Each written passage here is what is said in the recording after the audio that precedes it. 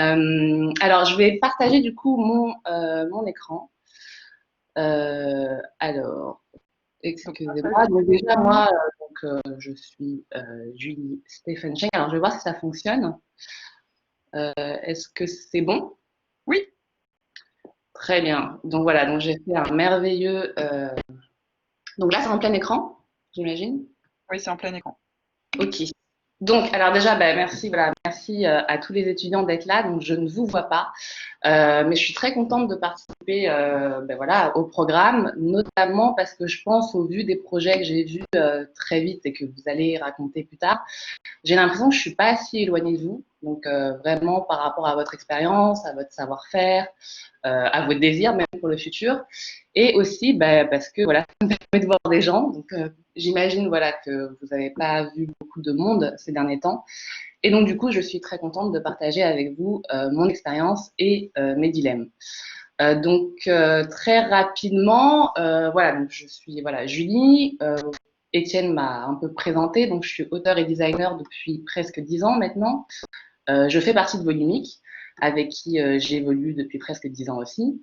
Et on travaille voilà, sur des projets papier numérique. Donc moi, je suis un peu plus dans l'édition, mais je m'ouvre un peu à la scénographie et à l'événementiel. Donc je vais vous raconter un petit peu ça au fur et à mesure de ma présentation. Mais je voulais un peu revenir à mon titre. Donc pourquoi le dilemme de la cigale et de la fourmi? Alors déjà, c'est parti un peu d'une blague avec Aline. Mais je pense que voilà, comme elle me l'a présenté comme titre, je trouve que c'est assez intéressant voilà, de vous parler de ça, de faire quelque chose d'un peu plus personnel que ce que j'ai l'habitude de faire aussi, et de voir si ce dilemme voilà, vous parle.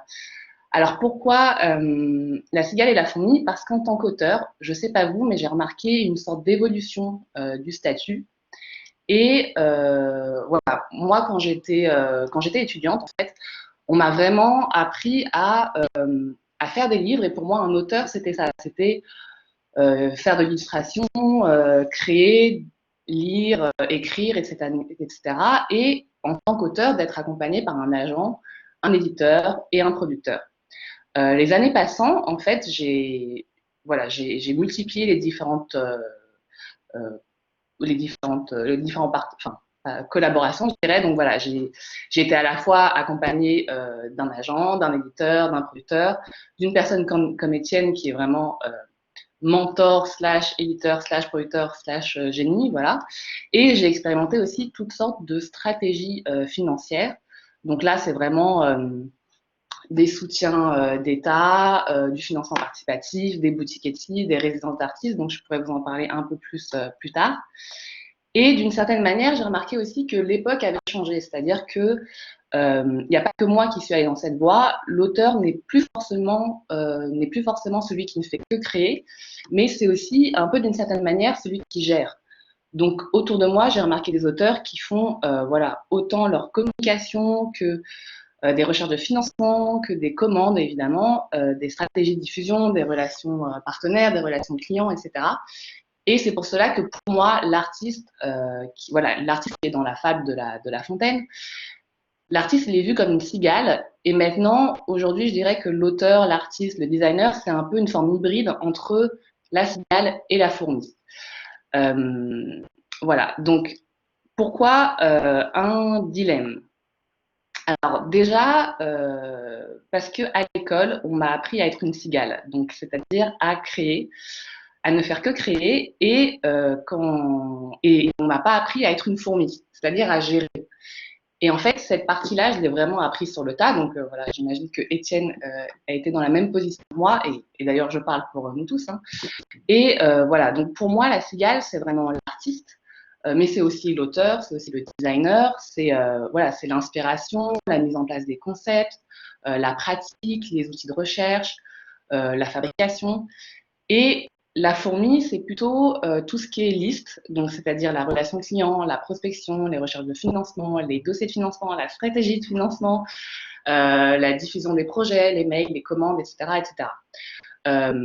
Et voilà. Et donc, si à l'école, on m'a pas appris à être une fourmi et que la cigale était largement valorisée, en commençant à travailler, je me suis rendu compte que la partie fourmi était beaucoup plus appréciée dans le monde du travail. Alors pourquoi? Alors vraiment, il s'agit d'une piste de réflexion et si j'en parle avec vous, c'est vraiment pour que vous puissiez interagir et voir si voilà, si ce ressenti, vous l'avez aussi. Euh, alors voilà, je dirais que le travail de la fourmi est plus quantifiable. Voilà, donc c'est vraiment, je parle pour moi, hein, mais moi, je peux facilement voilà, mesurer avec des chiffres combien de commandes j'ai réalisées, combien d'argent j'ai engrangé, combien de mails j'ai écrits, combien de dossiers de financement j'ai tenté. Et j'en tire un sentiment de satisfaction, un sentiment d'évolution que je peux lister. Le travail de la cigale, il est beaucoup plus difficile à quantifier puisqu'il s'agit de recherche, d'inspiration, de discussion, de films, de moments de repos aussi, de voyage. Et c'est un peu un temps en fait qui va s'installer dans le quotidien et pas uniquement dans le temps de travail à proprement parler. Alors, et pour moi, voilà, il est aussi très compliqué. Par exemple, je sais pas si vous avez tous ce rêve-là, mais par exemple, écrire un roman, pour moi, je sais qu'il y a des gens et ils vont le faire en 3 mois, et il y en a d'autres ils vont le faire en 10 ans. Et ce temps n'est pas égal pour tout le monde et c'est assez dur de le prévoir à l'avance. Alors que faire un dossier de financement, je sais à peu près combien de temps ça va me prendre. Alors, pourquoi c'est un dilemme? C'est une pression, enfin, c'est un dilemme parce que je pense que la société adore les fourmis. Alors, je ne sais pas si vous le ressentez comme je le ressens aussi, mais la société valorise énormément le côté entrepreneuriat. Donc, c'est-à-dire l'entrepreneur, c'est celui qui agit, c'est celui qui est dans le concret, qui fait gagner de l'argent, qui est productif. Nous pouvons d'ailleurs voir dans les dossiers de financement, quand on remplit voilà, la case budget, on quantifie le temps de production, mais rarement le temps de conception, parce qu'il est très très dur à mesurer. Et la cigale, comme dans la fable de La Fontaine d'ailleurs, peut être perçue comme celui qui ne fait les choses que par plaisir. Donc c'est un grand jouisseur. Et c'est d'ailleurs une vision, voilà, c'est vraiment la vision de la fable de La Fontaine. Ça peut être quelqu'un de naïf, quelqu'un d'assisté, et qui ne se soucie pas de la productivité, donc de comment il pourrait se nourrir et gagner de l'argent. On pourrait même se dire, voilà, est-ce qu'il fait des choses qui servent à quelque chose? Alors, pourquoi la cigale est si oisive et voilà, pourquoi elle est si mal perçue et comment on pourrait la revaloriser. Euh, donc, donc, dans le cadre de la morale, c'est parce que la cigale, elle ne fait que chanter par plaisir et elle ne produit pas de chansons qui peuvent faire gagner de l'argent. Je pense que cette vision nous a tous nourris dans ma pratique et aussi dans les échanges que j'ai avec d'autres artistes. C'est un peu un préjugé, une pression dans le processus créatif. Voilà, donc enfin, vous allez parler un peu de vous après, mais j'imagine que parmi vous, il y a des designers, auteurs, voilà, il y a des gens qui veulent aussi faire des concepts originaux, etc. L'auteur, donc voilà, moi je suis à la MDA, donc la maison des artistes, et l'auteur a un statut précaire, donc a une pression financière, et il a le désir, donc par réaction, de mettre à profit son temps de recherche, son temps de création, et ainsi, d'une certaine manière, de se donner en fait le droit d'être un artiste uniquement s'il donne une forme définie à sa création. Sans quoi, voilà, le risque, c'est d'avoir le ressenti que c'est des temps morts, que c'est des temps gâchés, voire pire, que c'est des sortes de hobbies. Alors, moi-même, enfin voilà, je me mets vraiment dans ce cas de figure, hein, c'est vraiment très personnel. Moi-même, j'ai visualisé le succès que quand je publiais un livre, quand il y avait une sortie d'un film ou un vernissage d'exposition, et c'était pour moi quantifiable en argent ou en récompense. Et d'une autre façon, j'ai perçu comme des moments d'échec tous les projets que j'ai arrêtés par épuisement, par manque de financement. Pour moi, c'était des projets vraiment qui tombent à l'eau, qui sont dans le placard, et que pendant des années, je repensais de façon assez douloureuse. Et dans un même mouvement, je dirais que enfin, je ressentais pas de sentiment de satisfaction ou de succès, alors que je pouvais écrire tous les jours, par exemple, ou que je pouvais faire des cartes postales en papier ultra shadé pour les offrir, ou que je prototypais des trucs sans raison apparente. Donc, c'est-à-dire que s'il n'y avait pas de résultat, j'avais l'impression que ça ne servait à rien. Et pourtant, avec le temps, avec l'expérience, j'ai appris à revaloriser ces moments qui n'aboutissent pas forcément et qui sont pourtant extrêmement importants. Donc, ce sont vraiment des temps de de recherche, c'est des temps d'inspiration, c'est des temps de remise en question, de flânerie aussi, et ils sont des sortes d'outils non quantifiables, mais qui sont essentiels voilà, pour la carrière d'un artiste, auteur, designer, peu importe. Car finalement, tous ces moments-là, en fait, se transforment, se métamorphosent et surtout nourrissent les projets suivants qui, eux, peuvent aboutir. Et de plus, je dirais aussi qu'ils apportent des choses très concrètes à condition qu'on puisse les nommer. Et ce sont bien sûr voilà, le flux créatif, le plaisir de travailler tous les jours, les rencontres, travailler avec des gens qu'on aime. Voilà, c'est tout bête, mais effectivement, Étienne, j'évolue avec lui depuis des années. Et il y a aussi Julien Oignon, donc, qui est le développeur de Volumique. Voilà, il y a tout cet esprit-là. Et pour moi, voilà, c'est aussi une récompense de tous les jours que de pouvoir évoluer avec des gens comme ça. Il y a l'émerveillement, l'inspiration. Voilà, il y a aussi bon, je vais en parler. Il y a aussi, on est d'autres personnes. Il y a aussi Thomas Ponce, voilà, avec qui on travaille, qui est aussi mon compagnon, et on travaille ensemble régulièrement. Donc c'est vraiment une effervescence créative qu'on met en place tous les jours. Voilà, c'est plein de découvertes de nouvelles techniques, des voyages, et aussi, voilà, bien sûr, de sentiments de frustration qui peut être aussi moteur, ou des moments de vide qui peuvent être des formes de ressourcement, je dirais. Donc voilà, donc c'est un peu le constat qui était le plus dur pour moi à accepter dans mon cheminement professionnel. Et j'ai décidé voilà, de parler de ça et du coup de découper ma présentation en trois gros temps, donc c'est-à-dire mon parcours, mes projets aboutis, mes faux échecs et ma période de pandémie. Donc je vais essayer d'être rapide et concise. Est-ce que vous êtes toujours là? Je sais pas si. On est à fond, Julie. Ok. Je sais pas si ça parle un petit peu ce dilemme, mais bon, bref, je continue.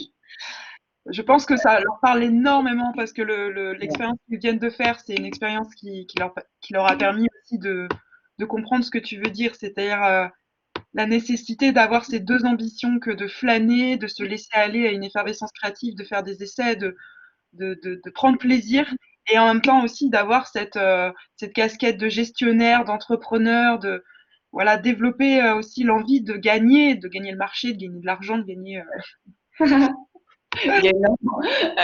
Complètement d'accord. Alors, ben, on va en parler après. Donc, très rapidement, moi, mon parcours est assez basique. Voilà, école, des moments clés, école, workshop, mémoire et stage. Alors moi voilà, j'ai eu la possibilité de rentrer à l'ENSAD et pendant 5 ans d'apprendre toutes les techniques de fabrication d'un livre, donc vraiment tout ce qui est écriture, illustration, graphisme, reliure et des techniques d'impression telles que la sérigraphie et la gravure.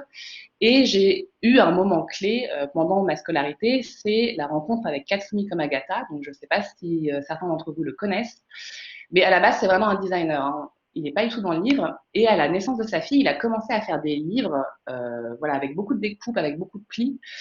C'est des livres qui ont l'air très simples, mais en fait qui sont très complexes et qui sont très bien faits. Et en fait, il m'a un peu appris à raconter une histoire, bien sûr à travers le texte, à travers l'image, mais aussi à travers le geste. Donc en fait, il a développé vraiment une façon, une sorte de gestuelle narrative à travers l'interaction avec le public. Donc voilà, donc j'ai pu faire un workshop avec lui et ça a été très très marquant. Et je me suis très vite intéressée à toute forme de livres, donc des livres d'artistes, des livres de l'Oulipo, des livres avec des LED, des livres avec de l'électronique. Donc on était vraiment au tout début. Et ça m'a passionnée, vraiment. Il y avait tellement de choses, des encres spéciales et bien sûr le travail de Volumique qui commençait à cette époque. Donc on était à peu près en 2010-2011. Et j'ai pu faire voilà, un mémoire donc, sur ce sujet qui s'appelle Interactivité et mouvement du livre papier au numérique. Donc c'était il y a presque 10 ans, hein, donc voilà, c'était vraiment les tout débuts. Et j'ai exploré les débuts en fait du monde de l'édition jusqu'aux dernières avancées numériques. C'était vraiment la sortie du premier iPad, si je me rappelle bien. Et c'est à ce moment-là que j'ai rencontré Étienne, que j'ai pu interviewer, parce qu'il était prof en recherche à l'ENSAD. Et bien sûr, voilà, ça a très vite collé entre nous. Et on a pu continuer. Enfin, il m'a proposé un stage après, etc. etc. Alors, Le livre, très rapidement, comme voilà, vous êtes en édition et que vous avez fait vous êtes passionné de livres, j'imagine, pour être dans ce secteur. Alors le livre, en termes d'objet design, c'est vraiment un objet qui est extrêmement bien fait et qui est tellement bien fait, voilà, pour avoir duré pendant 5 siècles que ça va sûrement perdurer très longtemps plus tard. C'est un livre qui est déjà, c'est un objet qui est déjà passé par plusieurs états. Donc on a la pierre, le rouleau et le codex. Le codex, c'est vraiment notre forme actuelle de livre. Et d'une certaine manière, cette forme, cet objet a dans sa structure influencé en fait notre façon de penser et notre façon de raconter une histoire. Donc un livre, là j'ai pas lu, mais un livre c'est vraiment un feuillet qui est plié en deux, donc c'est vraiment comme la pensée, c'est délimité, c'est un début et une fin. Et surtout le livre, tout le monde en connaît les règles. C'est-à-dire tout le monde va ouvrir un livre, tourner les pages de gauche à droite pour avancer dans l'histoire. Donc d'une certaine manière, ce qui est intéressant, c'est comment on peut jouer avec ces règles, comment une histoire influence son support et vice-versa, comment un support, un objet livre peut influencer une histoire.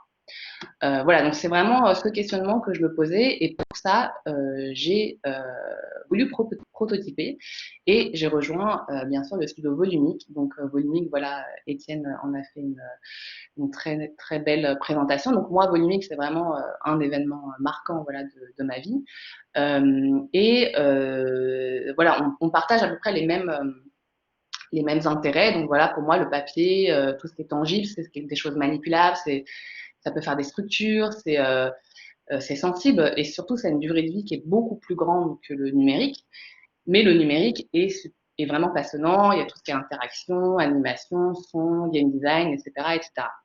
Donc très vite, je vais vous montrer maintenant des projets aboutis. Voilà, donc 5 projets assez rapidement qui partent à la fois du livre pour aller vers l'événementiel, donc c'est-à-dire comment on part de l'espace du livre pour en sortir aussi. Donc le premier projet, c'est les aventures d'un village. Donc les aventures d'un village, c'est un projet qui repose sur les livres dont vous êtes les héros. Donc selon le pli qu'on choisit, ça va changer l'image et donc l'histoire. Donc à chaque fois, en fait, on a le choix entre deux plis. Donc c'est très simple, hein, c'est très basique. C'est uniquement un livre à déplier, mais qui permet de raconter 16 possibles narratifs. Donc là, par exemple, le village est devenu une ville. Voilà. Il y a à chaque fois un événement perturbateur. Là, si j'ai pris le pli de droite, le village est à côté de la mer. Il y a une pieuvre qui essaye d'attaquer le village et le village se transforme en train pour s'échapper. Donc c'est voilà, c'est assez simple. C'est le pli comme vecteur d'animation, si je peux dire. Et c'est vraiment voilà, il faut vraiment le voir comme lecture combinatoire.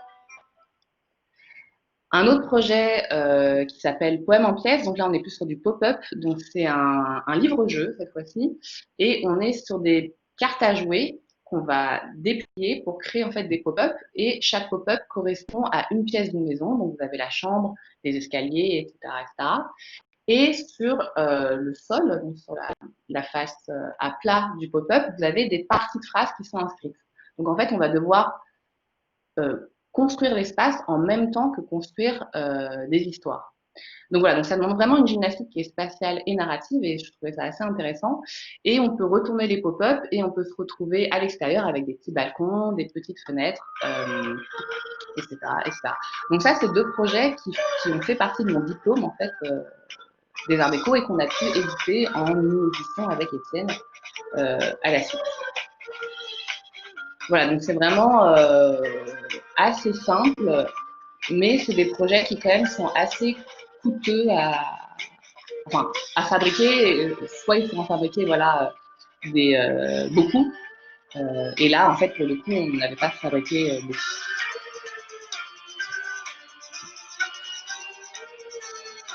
Voilà. Donc je continue. Alors là, on est sur un autre projet. Donc là, c'est un de mes premiers projets que j'ai fait avec de la réalité augmentée. Donc je ne sais pas si vous utilisez un petit peu la réalité augmentée, mais moi, je l'utilise de plus en plus. Donc je trouve ça passionnant parce que c'est vraiment une façon assez facile, c'est-à-dire pour le public, c'est très facile d'accès pour animer le réel. Donc c'est-à-dire c'est un filtre merveilleux sur le réel. Et pour ce projet, en fait, j'ai fait un financement participatif, donc avec KissKissBankBank, et j'ai pu proposer un livre-jeu qui mêle à la fois la carte postale et la réalité augmentée. Donc, c'est 25 formes en papier découpé que vous allez combiner pour créer des paysages. Et ces paysages, voilà, révèlent, en fait, c'est les décors par lesquels passe le train pour envoyer des cartes. Et ça va s'animer en réalité augmentée. Alors ça, c'est la vidéo de financement participatif. Donc j'aime bien montrer aussi un peu les vidéos et les éléments de communication pour vendre un projet, c'est-à-dire non, pour le financer plutôt. Et comment, voilà, en très peu de temps, un prototype simple, on peut voilà, essayer de trouver de l'argent pour pouvoir concrétiser des projets qui restent des niches. Donc c'est vraiment, pour moi, j'avais pas d'autre choix que de faire un financement participatif pour ce type de projet. Donc ce qui est intéressant avec ce projet, c'est que le lecteur, en fait, donc l'application est toujours gratuite, et le lecteur va vraiment construire l'image qui va s'animer. Donc c'est vraiment l'idée qu'il va manipuler des formes en papier toutes simples. Et quand ça va s'animer, il va y avoir de la magie parce qu'il va pas très bien comprendre comment ça fonctionne. Et c'est vraiment cette forme de magie-là qu'on essaie de trouver, c'est-à-dire de flouter les limites entre l'imaginaire, enfin l'animé, le numérique, et la réalité. Donc là, par exemple, vous pouvez voir un pan d'eau qui va tomber, qui va couler, s'écouler petit à petit. Et j'ai remarqué que les enfants, par exemple, ils pensent vraiment que le papier, la forme en papier bleu, a disparu. Donc voilà, donc c'est un petit peu ça qu'on cherche. Et j'ai pu voilà le financer. Et donc c'est un projet qu'on a pu aboutir, donc toujours avec l'équipe de Volimic, hein, avec Thomas Ponce à l'animation et Julien Ognon au développement. Je vais passer très rapidement pour voilà, vous montrer un maximum de choses. Donc voilà, donc suite à ce projet, je vais vous montrer un autre projet qui s'appelle L'appui à midi. Donc là, L'appui à midi, c'est aussi un projet pour l'enfance qui, cette fois, est composé d'un livre et d'une application. Donc, le livre raconte les aventures de Joe. Donc, c'est un petit poisson rouge qui va naviguer à travers les océans pour retrouver son aileron et voilà, il va rencontrer plein d'ailerons différents, etc. L'application raconte cette même histoire, mais de façon interactive. Pour relier les deux supports, on a mis en place des formes d'ailerons en papier qu'on va pouvoir mettre sur sa tablette. Et en fait, on crée une sorte de métaphore, c'est-à-dire c'est vraiment comme si la surface de l'eau, c'était la surface de l'écran. Voilà. Au niveau de l'application, donc là vraiment c'est une autre façon de créer. Donc là c'est vraiment un travail d'équipe, hein, c'est-à-dire faut vraiment comprendre le langage des gens avec qui on travaille. Et on a pu faire un univers mouvement, donc composé de scènes animées, de jeux, de mini-jeux et de plein de poissons à collectionner. Et ce qui est intéressant, c'est que cet univers évolue en temps réel avec la météo du jour. Donc, c'est-à-dire, s'il fait beau, il va faire beau dans l'application, s'il neige, il va neiger dans l'application, etc. Et ça nous a permis de faire des poissons, par exemple, qui sont cachés dans la neige ou des poissons qui sont cachés dans la nuit, etc. etc.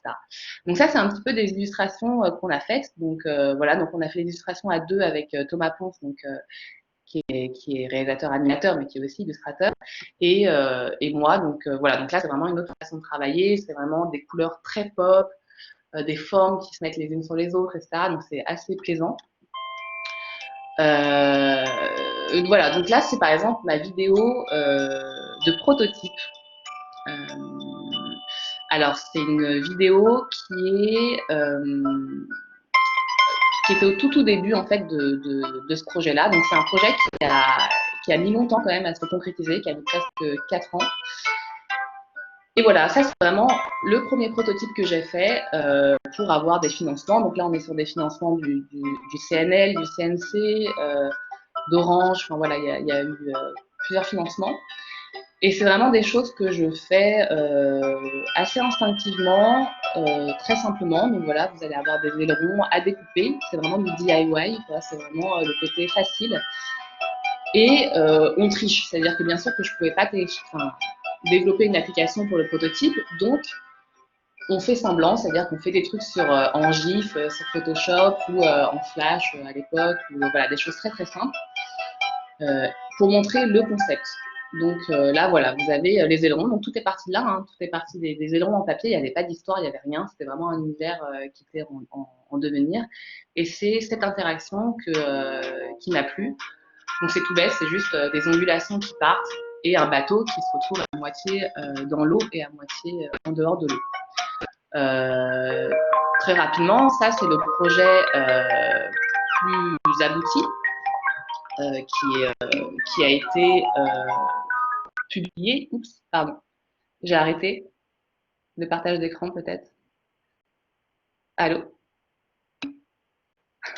Oui, ton partage s'est arrêté. D'accord, comment ça se fait? Alors, je vais le refaire. Désolée. Ouais, je pense que ça Je crois coupe. que c'était, ouais, ça devait être bon. Alors, est-ce que ça marche? Je vais me remettre dessus. C'est bon? Super, oui, c'est bon. Voilà. Bon, bah, ça voulait dire qu'il fallait que je passe à quelque chose d'autre. Alors, voilà. Juste pour vous dire, voilà, l'appui à midi a été fait et financé et on a pu le sortir l'année dernière, il y a 2 ans. Voilà, donc j'en suis très contente.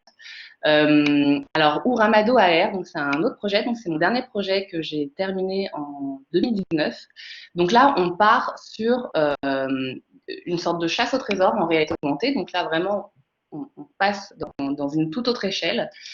C'est des tanuki, donc je ne sais pas si vous connaissez un petit peu, mais c'est des esprits de la nature japonais. Et en fait, c'est des animaux qui sont sous forme de stickers et qu'on va pouvoir placer en intérieur et en extérieur, qui peuvent avoir des tailles très différentes, donc de 20 cm à 4 mètres de haut, et qui va permettre de raconter une histoire avec comme décor notre propre réalité. Donc les tanuki, voilà, c'est des esprits de la nature, c'est une sorte de légende qui dit que c'est des esprits qui peuvent prendre la forme de tout ce qu'ils désirent, donc des objets, des animaux, des humains, et que certains tanuki se sont transformés en humains et vivent parmi nous. Donc voilà, donc moi j'ai créé un univers où les tanuki qu'on va animer vont poser des questions à l'utilisateur et à travers les réponses, l'utilisateur va se révéler être un tanuki oublié et il va avoir le choix entre 12 profils. Et à la fin, il peut s'incarner dans cet esprit puisqu'on offre des masques en réalité augmentée au public. Donc voilà, donc c'est parti de façon assez instinctive aussi. Donc pareil, des prototypes avec Thomas Ponce, voilà, avec Julien Oignon. Ça, c'était la première présentation de ce projet au Musée de la Chasse et de la Nature. Donc on est en 2017. Et voilà, ça permet pour les musées d'intégrer des outils numériques faciles d'accès et de permettre une déambulation dans le musée.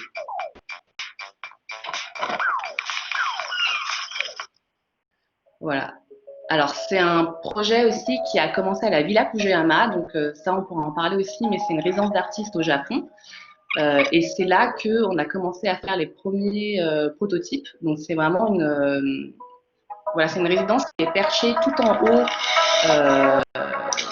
d'une montagne à Kyoto et qui permet voilà, de travailler. Donc, nous, avec Thomas, on a passé 4 mois à travailler là-bas. Et on a pu y revenir pour montrer ce projet.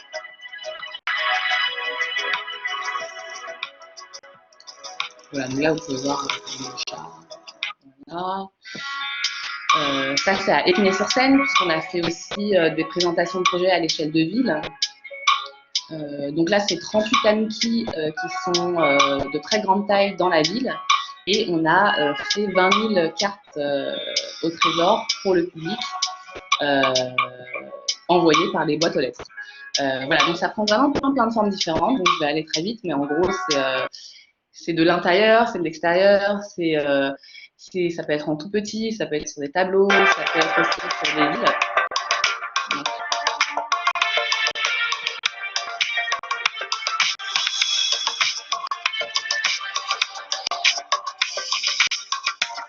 pardon, je rigole parce que j'avais éteint, mais j'avais baissé le son de mes vidéos, mais en fait, ça n'avait pas l'air d'avoir pris en compte.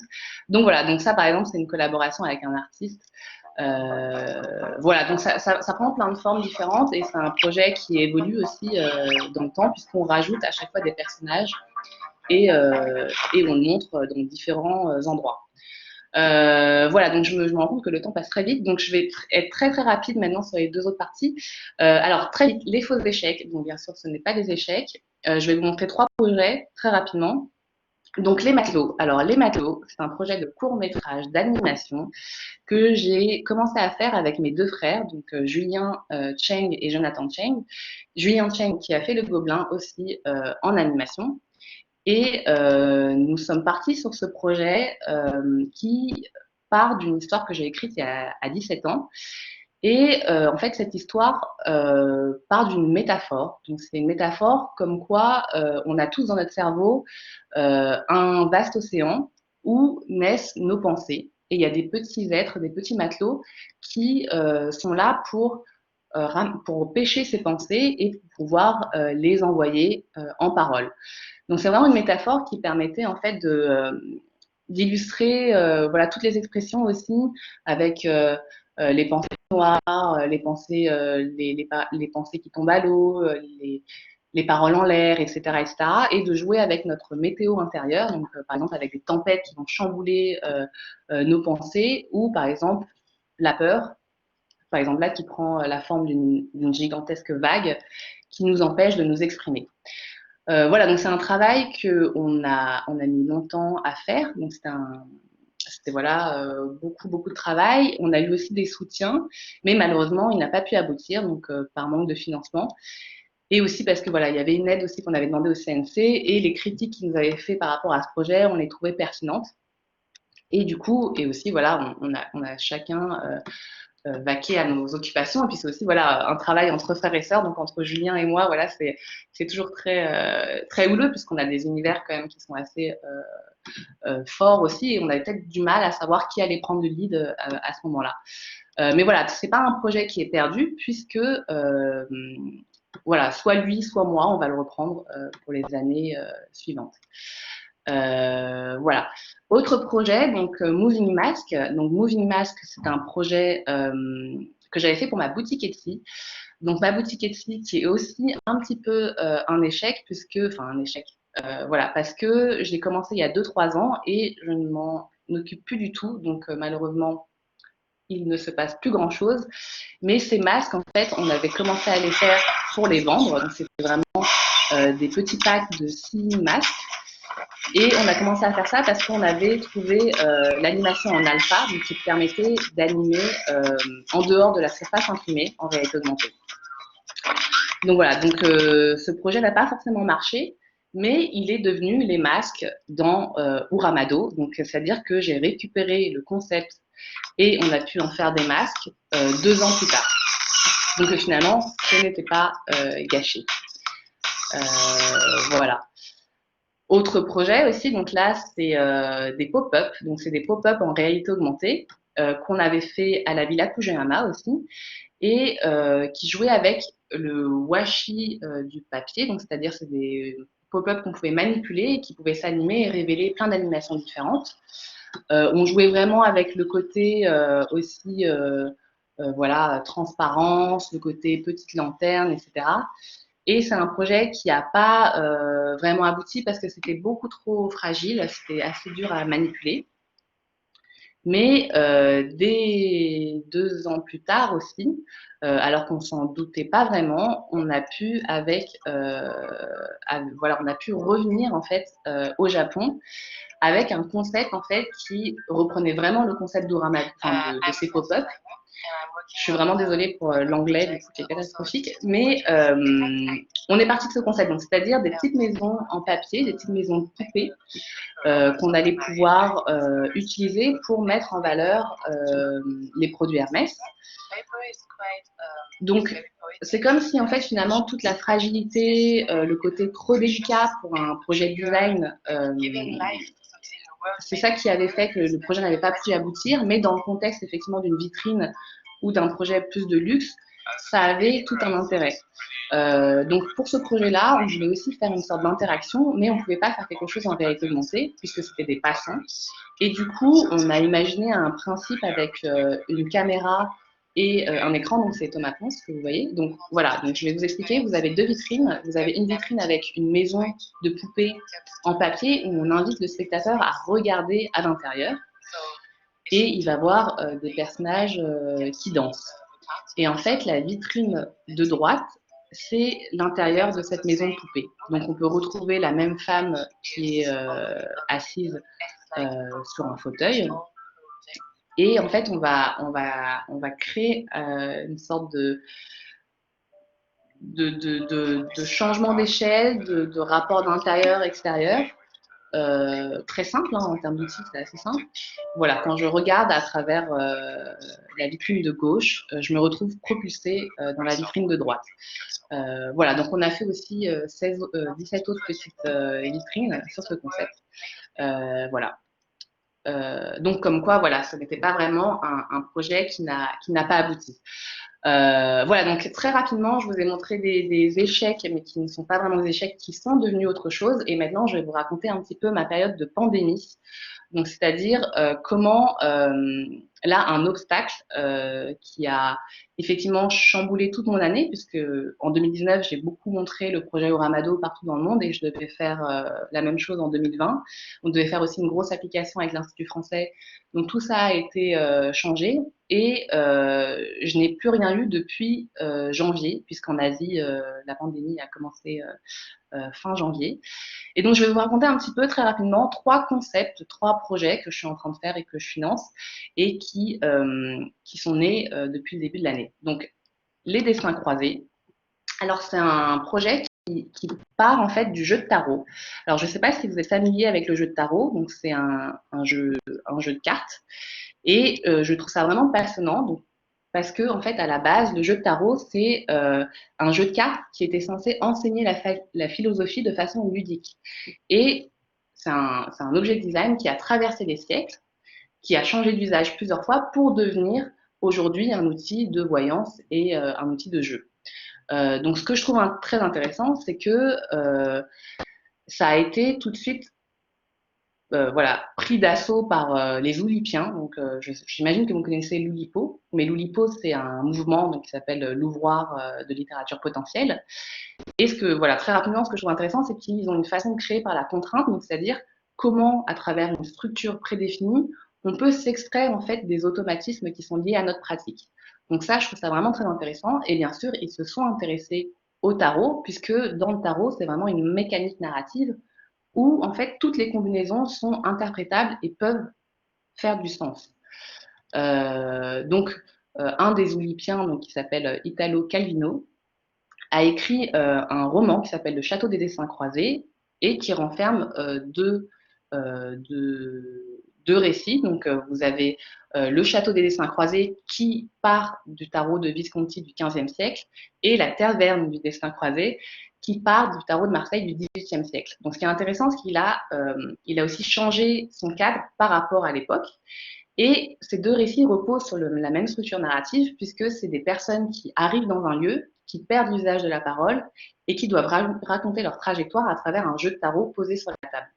Donc voilà, donc quand voilà, tout de suite ça m'a beaucoup intéressée et on a décidé avec Thomas Ponce de travailler sur un jeu de tarot en volume et en réalité augmentée, en se demandant quel pourrait être un jeu contemporain qui puisse parler à différentes cultures et qui puisse raconter des trajectoires humaines tout en utilisant les outils d'aujourd'hui, donc c'est-à-dire les techniques immersives, la réalité augmentée, les nouvelles techniques de pliage, d'impression, etc.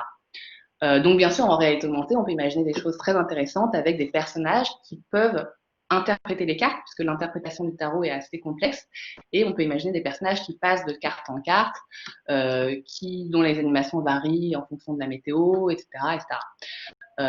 Donc voilà, donc et puis après, on peut imaginer voilà, des structures plus monumentales. Donc voilà, donc ça c'est une piste. Une autre piste très vite, c'est Wild Eyes, donc qui est un projet de fresque en lenticulaire que j'ai pu faire en début d'année. Donc, on est passé entre les mailles du filet du coronavirus. Mais en gros, ça part en fait voilà de lenticulaire. Donc, c'est une technique d'impression très simple puisque selon en fait les points de vue, il y a des images qui bougent. Et je suis partie sur une fresque qui joue sur des yeux animés et des bulles de texte animées. Donc voilà, donc c'était très instinctif puisque je ne savais pas du tout où est-ce que j'allais faire cette fresque. Et on a pu jouer sur un principe de discussion avec le spectateur puisque c'est des animaux qui ne font que regarder le spectateur, c'est-à-dire les animaux nous observent. Et si on se rapproche, on peut se rendre compte qu'ils nous parlent avec des sortes de petites bulles qui s'animent en fonction de l'orientation du spectateur. Voilà, donc j'ai fait toute une série d'animaux comme ça avec des yeux et des bulles de texte qui bougent et qui intriguent les passants. Et très rapidement, je vais finir par le projet que je suis en train de faire vraiment depuis le début du confinement, puisqu'il faut savoir que on est tous restés chez nous, donc j'avais plus ma machine à découpe, j'avais plus les imprimantes, etc. Donc c'était vraiment comment travailler et essayer de rendre cette période assez créative. Et donc, en fait, ce que j'ai fait, c'est que instinctivement, j'ai commencé à trier des écrits, donc des écrits que je fais depuis que j'ai 17 ans. Donc, c'est vraiment, voilà, il y avait presque 800 écrits et que j'ai répartis en 130 catégories. Donc, voilà, donc là, je vous montre vraiment de façon très transparente comment je travaille avec plein de feuilles en papier, etc. Et j'ai commencé à dégager, en fait, une structure narrative. Donc, c'est un peu voilà l'histoire d'une jeune femme qui rentre dans un train et qui regarde par la fenêtre. Sauf que quelque chose va l'effrayer et elle va devoir aller au wagon-bar.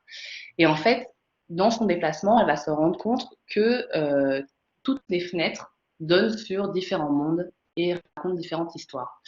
Voilà, donc c'est une structure très, très basique, mais qui me permet de raconter différents récits.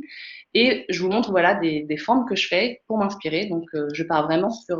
Voilà, ça par exemple, c'était vraiment l'image qui est pour moi la structure de ce projet-là, puisque le fil au milieu, c'est vraiment la trajectoire du personnage principal et qui va pouvoir accéder à ces différents mondes qui lui apprennent bien sûr quelque chose sur elle-même et sur les autres. Voilà, donc, et puis après, voilà, je fais des structures beaucoup plus fournies où là, j'essaye de faire en sorte que les histoires s'imbriquent les unes aux autres, etc. Donc là, c'est vraiment de l'écriture pure. Mais tout ça pour vous dire que aussi, la morale globale de cette histoire que je suis en train de faire aujourd'hui, c'est un petit peu ce que j'ai appris en fait dans mon cheminement professionnel, puisque c'est vraiment comment en fait on peut se réconcilier avec une forme d'intuition et surtout de voilà dans la vie, enfin dans notre carrière, de pas forcément avoir de but précis, mais plutôt de savoir bien contourner les obstacles et d'arriver plutôt à un cheminement assez sain qui puisse nous faire bien vivre en fait les différents événements de la vie et d'une carrière, et surtout de maintenir une pratique sensible et artistique au quotidien. Voilà, donc voilà, c'est à peu près tout ce que je voulais vous dire.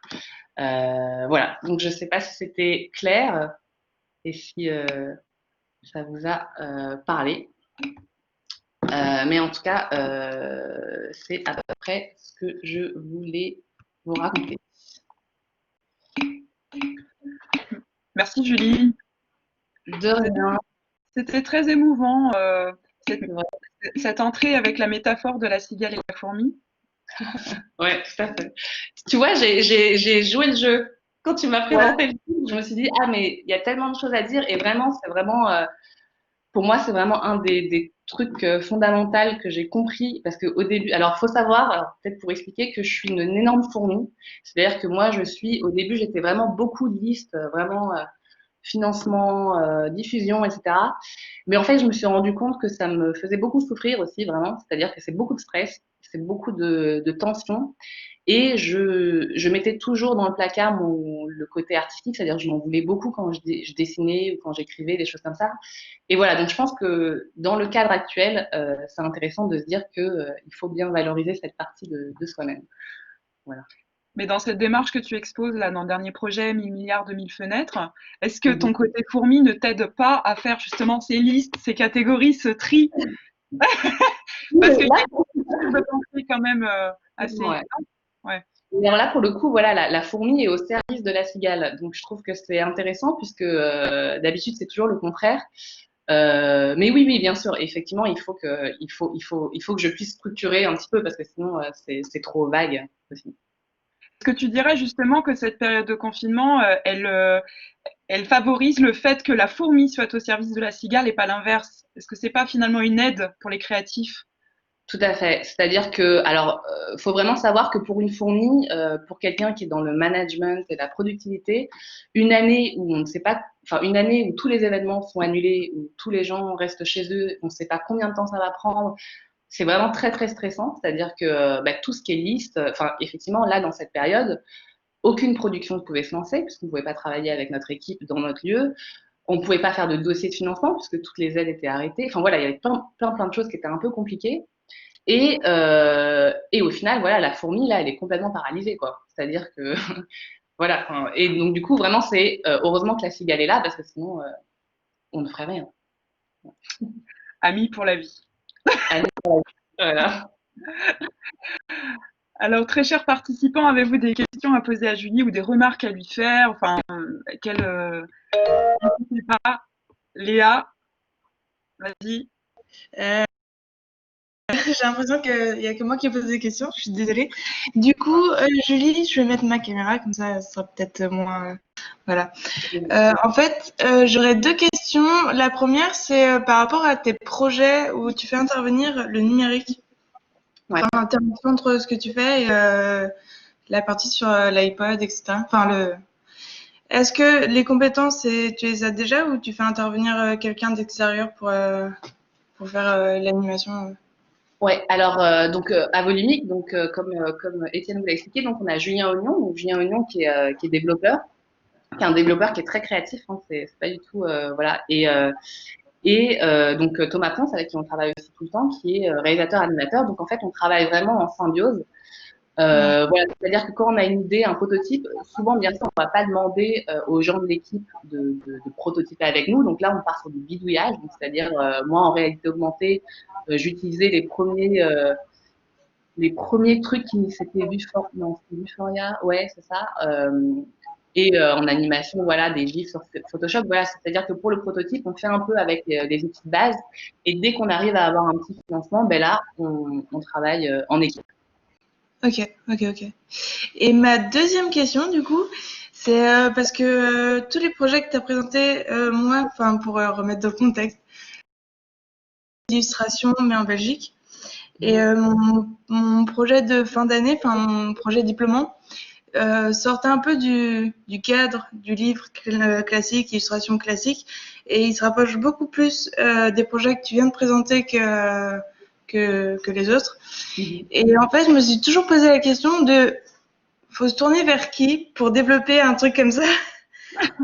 Alors, si tu trouves la réponse, je veux bien que tu m'appelles. Non, Ben, non, je rigole, je rigole. Alors, dans les projets que je fais, alors vraiment, quand je vous disais que moi, j'ai vadrouillé dans tous les sens, euh, c'est que en vrai, voilà, les éditeurs, donc comme on l'a expliqué, c'est pas non plus là où c'est le plus dynamique en termes de voilà d'intérêt pour le numérique ou autre.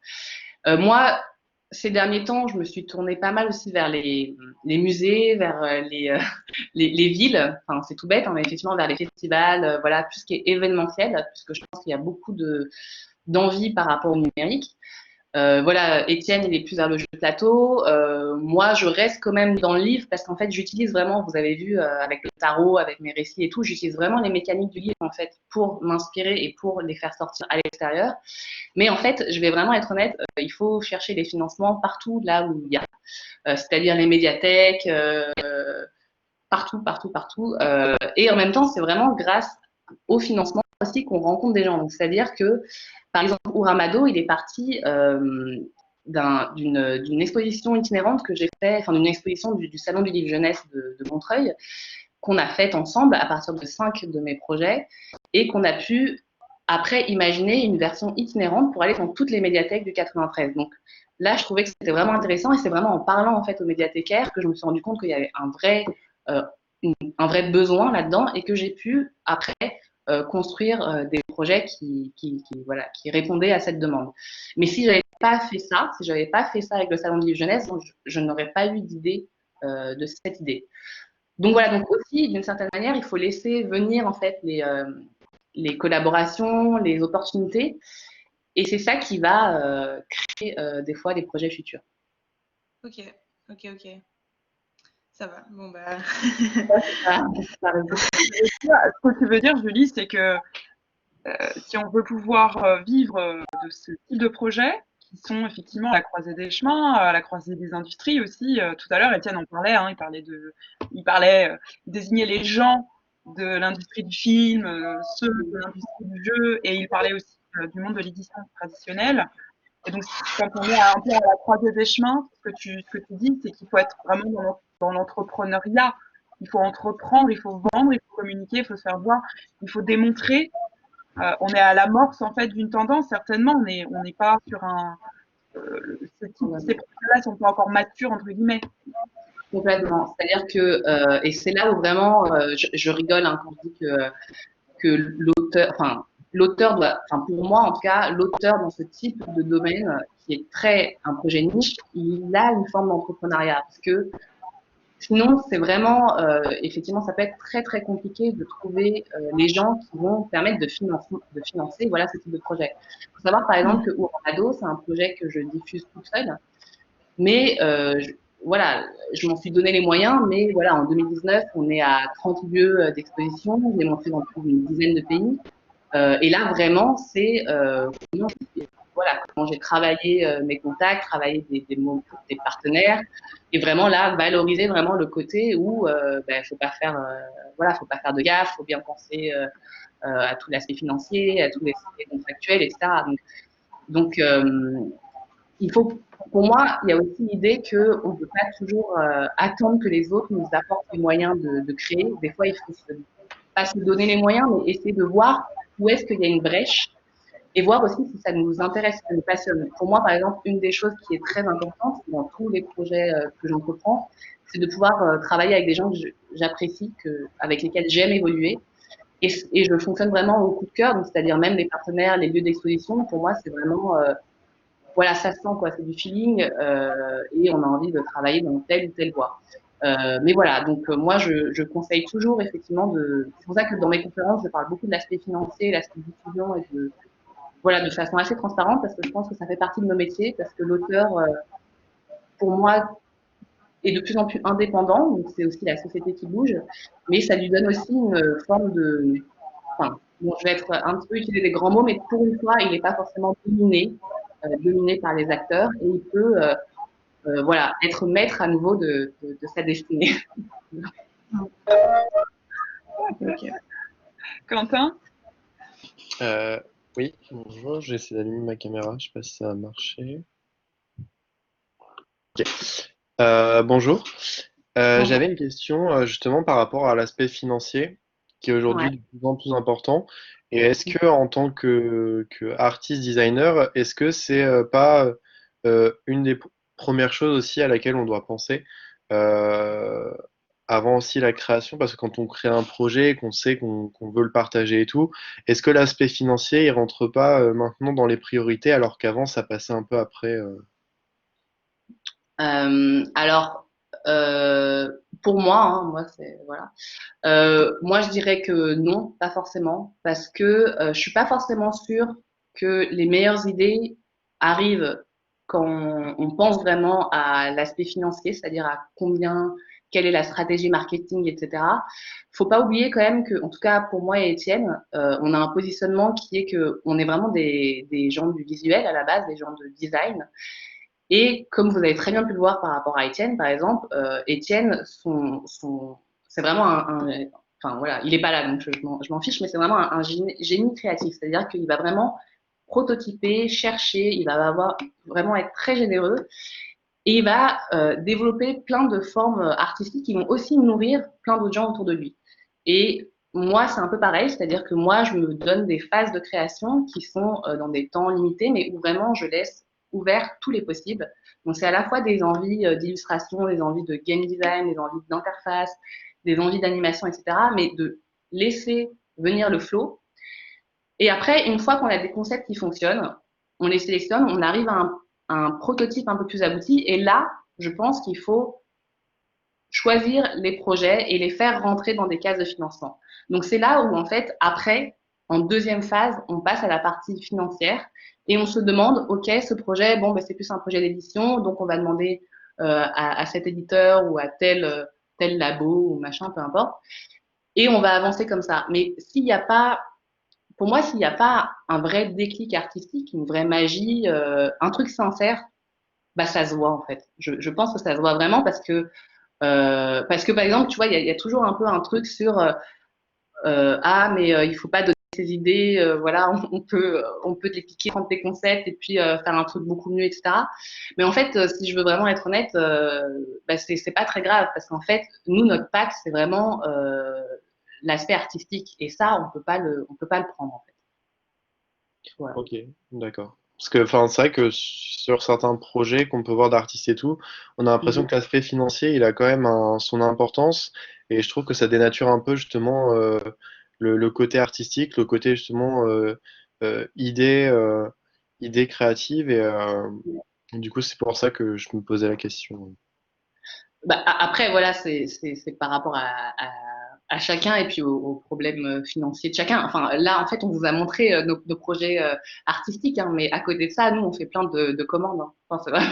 C'est-à-dire que là, par contre, on est en mode dominé de chez dominé, et puis on fait des commandes pour Renault et puis pour Beaubourg et tout, quoi. Enfin, donc voilà, donc bien sûr, en fait, on essaye de se donner de la liberté sur nos projets personnels, de moins transiger dessus, parce qu'à côté, en fait, on fait beaucoup de commandes.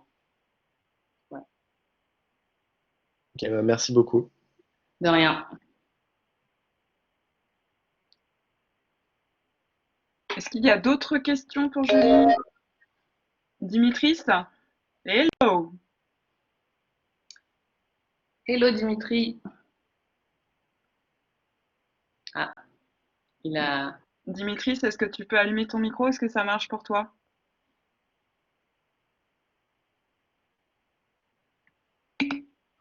Ah, Ah, tu peux poser ouais. Tu peux poser par ta question par chat. par le chat. Je peux poser. Tu peux poser bon, ta question. C'est la magie. C'est la magie. Et il Donc, a pas envie en fait. D'accord. Ah, Dimitri. bonjour, bonjour. Julie, Bonjour. Julie, on n'a pas eu, j'ai pas eu le plaisir de euh, faire votre connaissance en face à face. Je suis Dimitris, le professeur d'anglais D'accord. pour licence pro cette année-là, 19-20. Merci beaucoup de votre présentation, c'était vraiment magnifique. Moi, je voudrais poser une question et faire un commentaire également. J'aimerais bien commencer par mon commentaire. Je voudrais revenir un tout petit peu sur ce qui Étienne disait tout à l'heure. Moi, je me suis engagé dans plusieurs projets de UX design. Et UXD, UED, XD, etc., etc. Enfin, pour ceux qui voient. Et je voudrais un tout petit peu mettre l'accent sur le point financier dont on parle, alors le financement et les aspects économiques qu'il y a dessus. Et Étienne disait tout à l'heure que là maintenant le UX design ça devient quelque chose de très normalisé, etc. Il avait tout à fait raison alors parce que pour le coup ça a commencé surtout le UX design par quelque chose qui était créé par les artistes. Ensuite, c'est passé au monde des ingénieurs et là maintenant, c'est un truc pour les managers. Ouais. Alors, pour le gestionnaire de projet, alors, on voit progressivement comment et combien, à la fois, comment et combien l'industrie prend un dispositif qui a été créé pour pour une façon de faire, une manière même un savoir, et progressivement, ça se normalise afin qu'il soit au service de 3 points. Alors, c'est tout à fait, si moi je peux parler du UX design, ça c'était exactement comme Étienne disait. Alors maintenant, on a une normalisation oh là là, extravagante et en même temps trop et en même temps, alors qu'ils essayent d'accumuler, on voit également dans le réseau média, dans les différents médias, comment ça se passe et comment ils veulent homologuer quelque part, normaliser les utilisateurs afin qu'ils soient plus prêts à accueillir et entretenir une relation plus facile pour l'industrie. Alors, c'est l'industrie qui normalise tout ça. Et alors, oui, parlons des aspects de design comme end-user experience. Enfin, comme on dit très souvent, c'est bien le cas. Moi, j'aimerais bien demander dans votre cas, s'il y a une, enfin, je vais le mettre entre guillemets, mais pour le coup, j'aimerais bien faire la liaison avec User Experience Design également. S'il y a une concurrence qui approche plus l'industrie, entre guillemets, ça pourrait être l'industrie du culturel, l'industrie dirigée par l'État, l'industrie. S'il y a une concurrence qui baisse les bras, qui dit qu'on va faire quelque chose, enfin, en liaison avec tout ce que je disais tout à l'heure, on va faire quelque chose de plus public, masse. Et quel est votre rapport, Julie, quel est votre rapport, quelle est votre approche, votre compréhension également par rapport à ça, en tant qu'artiste, en tant que membre vivant d'une communauté d'artistes, oui. Ça serait une bonne question pour moi. Enfin, en liaison bien sûr avec mes propres expériences, etc., etc. Merci, c'est tout. Merci, excellent présentation, mille merci. Merci, merci beaucoup. Du coup, alors pour revenir, alors bon, effectivement, j'ai eu aussi, effectivement, voilà, tous ces nouveaux métiers, ces nouvelles appellations du designer interactif ou designer d'interface, etc. C'est vrai que, bon, si je veux être aussi assez honnête, moi, dans mon secteur, dans ma section, c'est-à-dire j'ai des anciens camarades qui sont devenus UX designers, alors qu'à la base, ils étaient graphistes illustrateurs. Donc, pourquoi? Alors voilà, ils ont fait un cheminement qui est le leur et effectivement, ils bossent pour des grosses boîtes. C'est aussi des métiers qui sont très, très bien payés. Donc, je pense que voilà, c'est une donnée aussi qui rentre en compte. Bon, Étienne, lui, qui est un très grand designer, voilà, interactif, dans le sens où il connaît très bien les usages, lui, il est allé plus effectivement vers l'émerveillement, vers le côté geek, vers le côté auteur, alors qu'effectivement, il aurait très bien pu aller vers le côté usage et vers le côté designer plus pour les grandes entreprises, c'est-à-dire pouvoir créer un langage qui puisse oui, créer des outils le plus universel possible. Donc là, vraiment, c'est presque deux visions différentes en termes de design. À qui ça sert, pourquoi, etc. C'est presque aussi des notions, quelle valeur. Hein. Pour revenir un petit peu à ce que je fais, effectivement, nous, on a des projets où après, il y a des demandes de plus grosses entreprises qui veulent effectivement les mêmes projets que nous, mais avec leurs produits ou donc voilà, donc après là c'est aussi à nous de voir en fait comment on peut dealer avec ça. Par exemple pour l'Institut français on va faire une application qui va être presque comme Muramado mais avec des images donc que je vais faire aussi hein, mais plus voilà pour leurs besoins spécifiques. Je pense que c'est assez intéressant, c'est pour ça qu'on en parlait aussi avec Adeline dans l'idée que on crée bien sûr un univers graphique et littéraire, mais on crée aussi un usage, et cet usage, il peut s'adapter à plein d'autres formes de projets. Donc c'est presque en fait un kit, hein, on pense vraiment des projets en kit, et ça, je pense que là, c'est à nous de choisir comment on peut décliner en fait voilà, cette méthode à des grands groupes, à des sociétés. Voilà. Je ne sais pas si j'ai répondu encore, mais... Dimitri, est-ce que la réponse de Julie te nourrit ton moulin? Oui, pardon, pardon, je ne sais pas si j'ai le droit à répondre. Merci beaucoup, Julie, c'est très pertinent, merci beaucoup. Merci. Et une dernière question, non, deux dernières questions. Allez, on va mordre un petit peu sur le temps de Nathalie, mais on va s'adapter. Mathieu et Émilie. Mathieu. Oui, me voilà. Je sais pas si Bonjour. Si, j'essaie de déclencher ma. Vous voyez ma tête? oui. On voit ta photo et ton. Oui, oui, Voilà. Ah, Hello à tous. hello. Merci Julie pour cette présentation, c'était vraiment épatant. Moi, je suis très content que tu aies présenté dans l'intégralité tes fails, tes épiques fails. Je trouve ça drôlement bien parce que c'est un peu ce que je disais aux étudiants dans la conduction de projet. On a souvent une envie, un projet, une ligne directrice et en imaginant pas qu'il y a autre chose.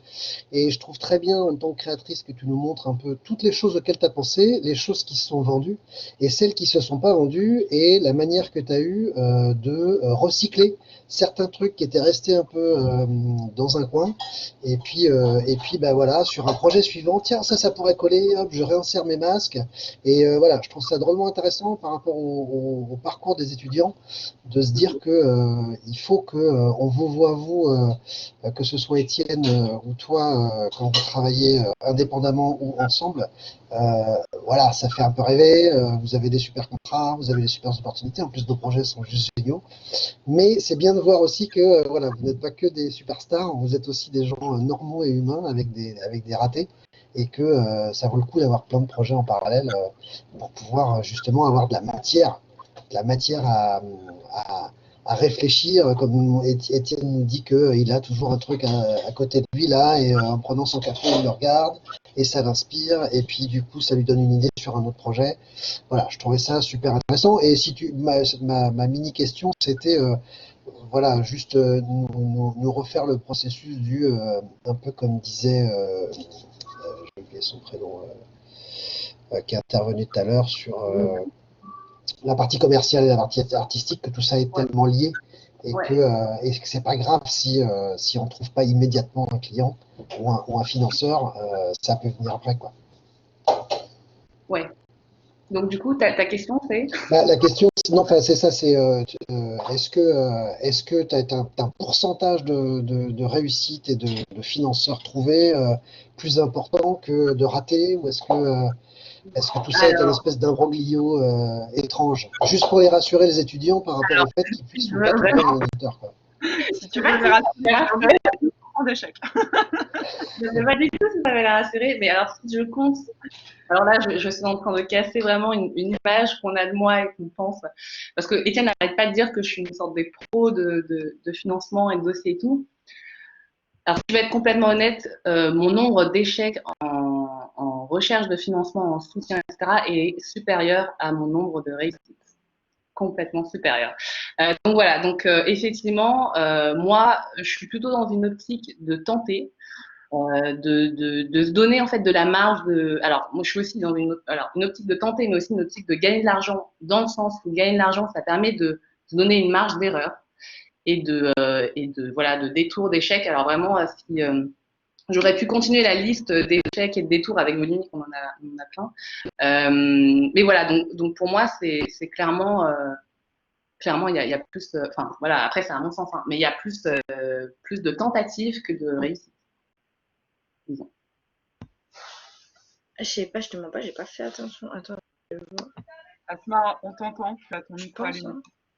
Ouais, tu me dis. Bon, je te laisse. Asma, On entend quelqu'un. une question d'Émilie. Ouais. Oui, moi j'ai une question aussi, si c'est mon tour. Ouais. Vas-y. Tu parlais en revenant sur les masques, tu parlais de la possibilité d'étendre et d'exploiter l'usage de l'idée Ouais. pour des besoins plus spécifiques des grandes entreprises. Mais du coup, dans ce cas-là, ça se passe comment en fait, surtout niveau rémunération et collaboration? Quand on a une idée, qu'on veut bien la développer sur un autre enfin, sur d'autres besoins, mais qu'on veut garder du coup cette collaboration et cette propriété de l'idée, quoi.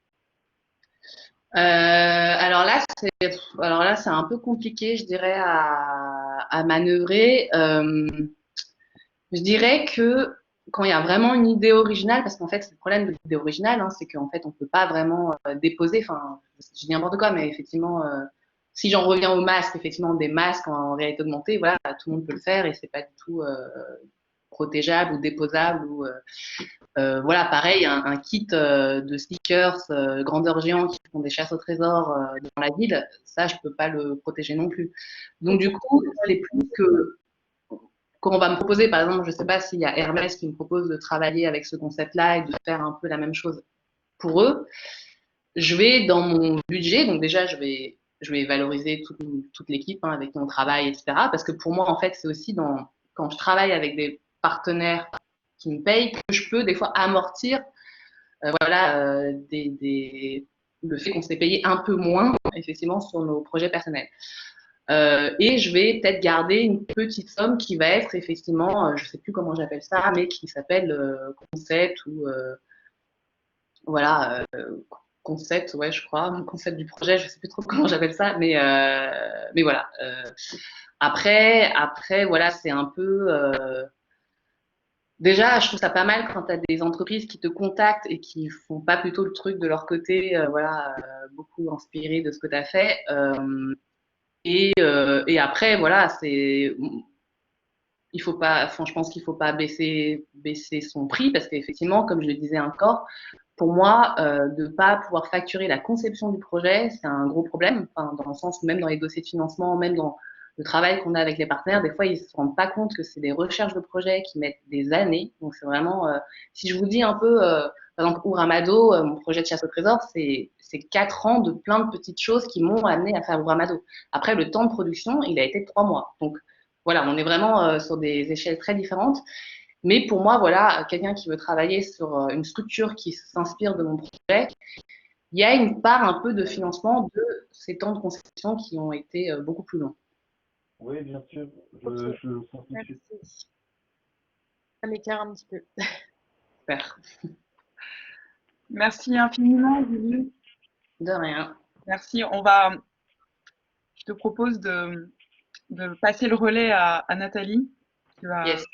conclure la matinée. C'était superbe. Je rejoins les remarques qui t'ont été faites sur ta présentation. C'est un vrai cadeau que tu nous fais, que d'apporter ton expérience et puis cette honnêteté aussi, cette franchise sur le vécu, le quotidien d'un créatif qui ne cesse d'inventer, mais qui est aussi pas forcément un peu bousculé par des problématiques très pragmatiques, très terre à terre, qui sont liées à toutes les formes d'investissement et qui viennent de toi et qui viennent des autres. Et merci beaucoup d'avoir su faire cette mise en regard des deux aspects de ton métier. Ça fait réfléchir, ça fait du bien aussi. De savoir C'est grave. C'est toi qui as eu l'idée, hein, donc ça va. mais tu illustres très très bien cette forme de schizophrénie. Voilà. Voilà, exactement. De toute façon, tous les projets à valeur créative. Nathalie, bonjour, bonjour. Oui, bonjour. Alors, les gens te connaissent déjà puisque tu es intervenue